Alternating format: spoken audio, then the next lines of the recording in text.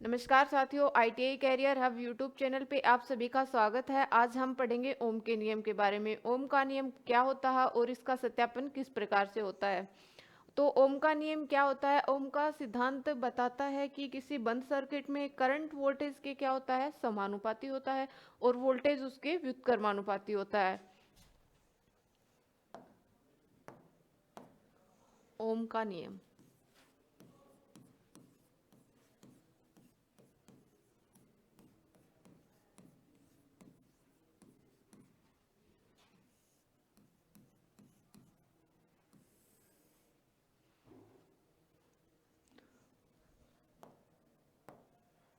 ओम का सिद्धांत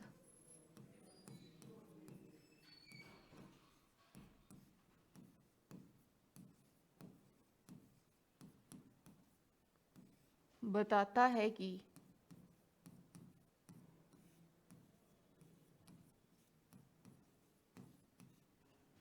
current voltage के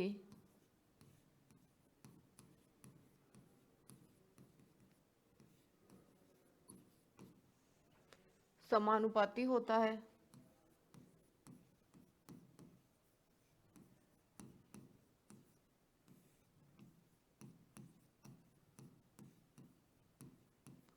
और रेजिस्टेंस के व्युत्क्रमानुपाती होता है।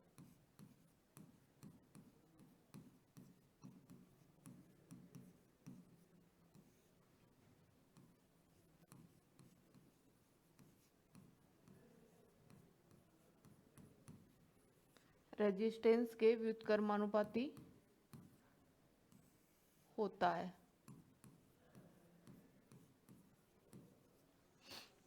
ओम का सिद्धांत बताता है कि करंट वोल्टेज के समानुपाती होता है और रेजिस्टेंस उसके व्युत्क्रमानुपाती होता है। V is directly proportional I।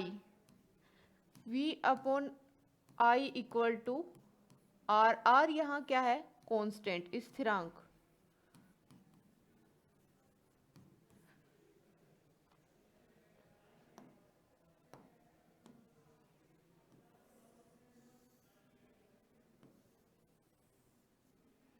V I R। अगर आपको वोल्टेज का मान निकालना है, करंट और रेजिस्टेंस दे रखे हैं, तो V equal to I into R. अगर आपको रेजिस्टेंस का मान निकालना है, वोल्टेज और करंट दे रखे हैं, तो फॉर्मूला क्या बनेगा? R equal to V upon I। अगर आपको करंट का मान निकालना है, वोल्टेज और रेजिस्टेंस दे रखे हैं, तो I equal to V upon R। तो ये क्या होता है? ओम का नियम। जैसे आपको करंट का मान, वोल्टेज दे रखा है 240 वोल्ट और रेजिस्टेंस दे रखा है आपको 12 ओम। आपको निकालना है करंट।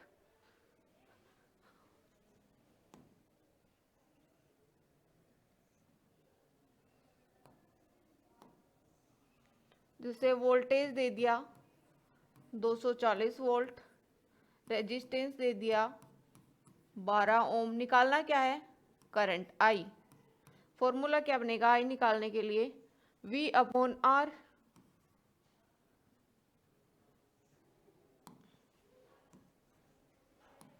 आई निकालना है, I equal to V upon are.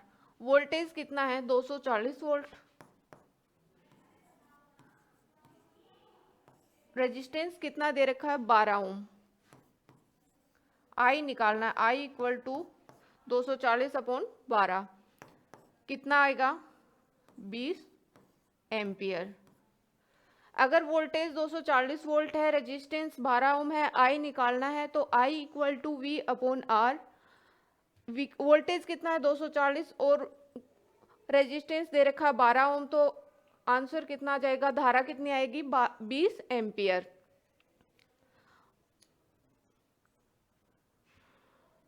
अगला, जैसे आपको वोल्टेज दे दिया 20 ओम, वोल्टेज है 20 ओम और करंट है 10 एम्पियर। आई है 10 एम्पियर। निकालना क्या है? आर। अगर वोल्टेज और करंट दे रखे हैं तो रेजिस्टेंस का फॉर्मूला क्या होगा, V अपॉन आई। वोल्टेज कितना है 20 अपॉन आई कितना है 10, कितना आएगा 10 ओम। रेजिस्टेंस का ऐसा यूनिट क्या होता है, ओम। आंसर कितना आ गया 10 ओम। उसके बाद आता है वेरिफिकेशन प्रोसीजर, ओम के नियम का सत्यापन। इसके बाद आता है वेरिफिकेशन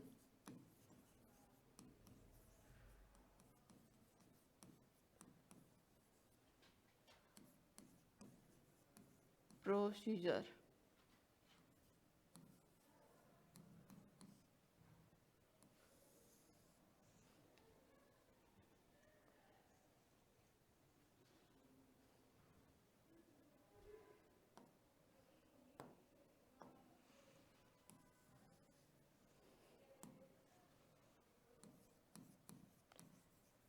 ओम के नियम का सत्यापन। ओम के नियम का सत्यापन किस प्रकार से होता है, जैसे आवश्यक उपकरण है, क्या क्या प्रयोग होते हैं इसमें, जैसे बैटरी, प्रतिरोध, एमीटर।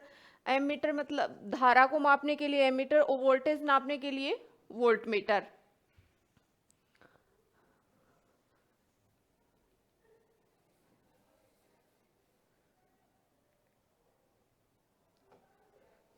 पहला है आवश्यक उपकरण।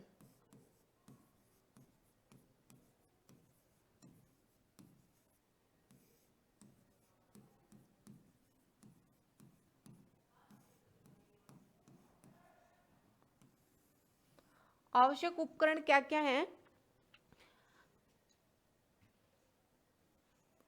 जैसे बैटरी, प्रतिरोध, एमीटर, वोल्टमीटर आदि। बैटरी, प्रतिरोध, एमीटर धारा मापने के लिए, और वोल्टमीटर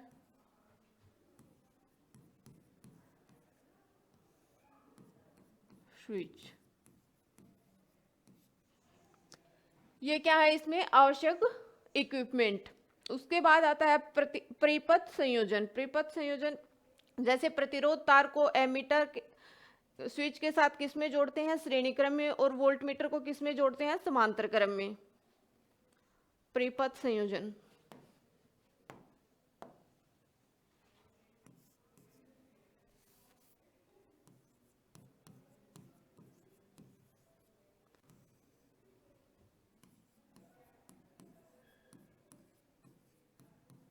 सर्किट में इनका कनेक्शन कैसे करते हैं, परिपथ संयोजन एंड सर्किट कनेक्शन। एमीटर को किस में जोड़ते हैं, श्रेणी क्रम में, और वोल्टमीटर समांतर क्रम में।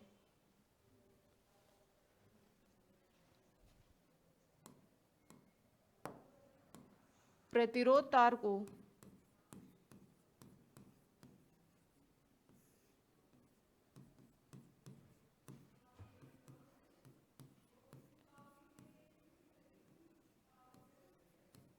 एमीटर के श्रेणी क्रम में और वोल्टमीटर के समांतर क्रम में।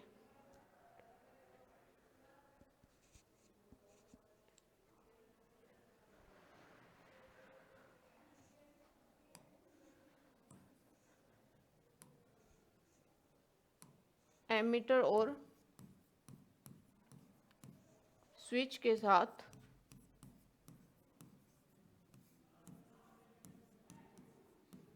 किसमें, श्रेणी क्रम में।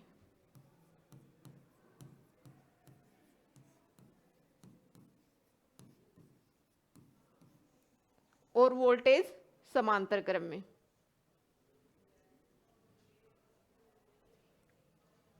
और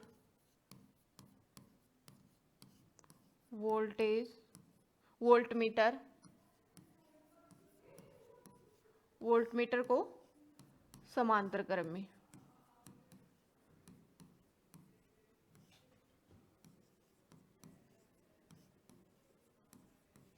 ये हो गया परिपथ संयोजन, सर्किट कनेक्शन। उसके बाद आता है प्रक्रिया।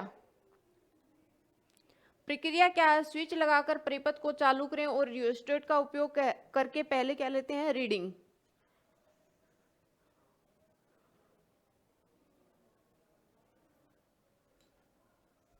प्रक्रिया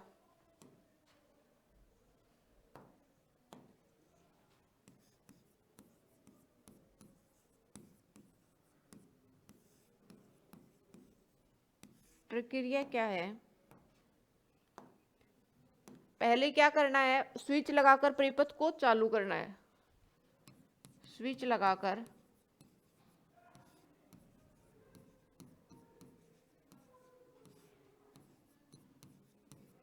परिपथ को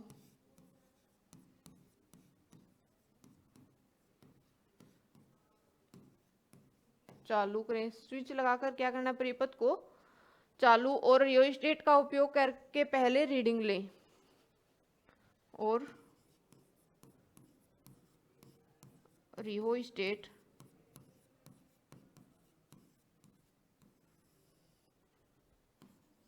का प्रयोग करके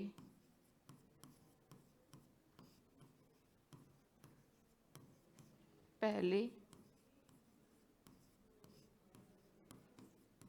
रीडिंग लें।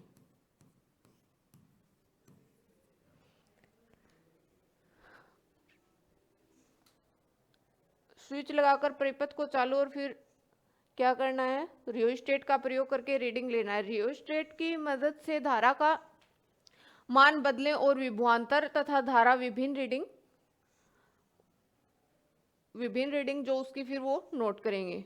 उसके बाद आता है निरीक्षण, ऑब्जर्वेशन।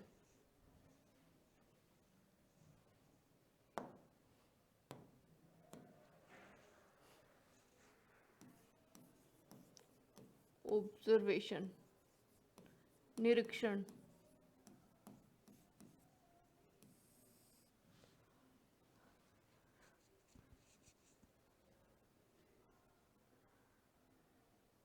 ऑब्जर्वेशन में क्या कि हर स्थिति में V/I का अनुपात है वो निकाल के देखेंगे और V/I इक्वल टू क्या है? वो क्या आएगा? R। उसके बाद आता है निष्कर्ष।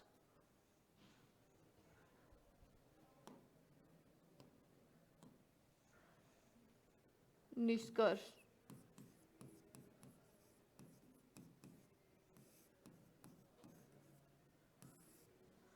निष्कर्ष में क्या है? V/I का मान स्थिर रहता है, अतः विभवांतर क्या रहता है? V और I का मान स्थिर और विभवांतर V और धारा I के बीच एक सीधी रेखा प्राप्त होती है जो क्या करती है? ओम का नियम सत्यापित करती है।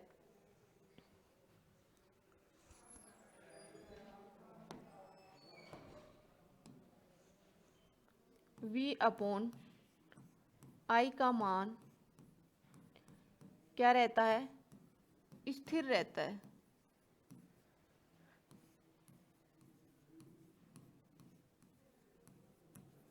V/I का मान क्या रहता है?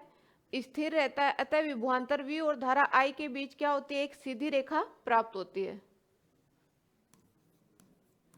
अतः विभवांतर V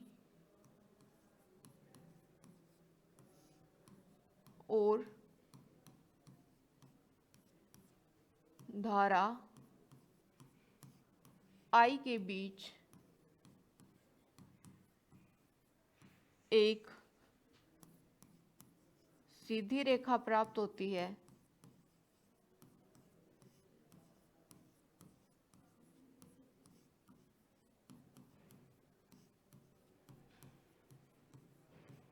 जो क्या करती है? ओम का नियम सत्यापित करती है। जो ओम का नियम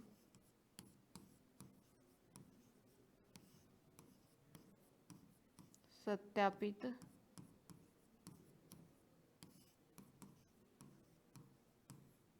करती है। V/I का मान क्या रहता है? स्थिर रहता है और विभवांतर V और धारा I के बीच क्या होता है? एक सीधी रेखा प्राप्त होती है जो क्या करती है? ओम का सिद्धांत सत्यापित करती है।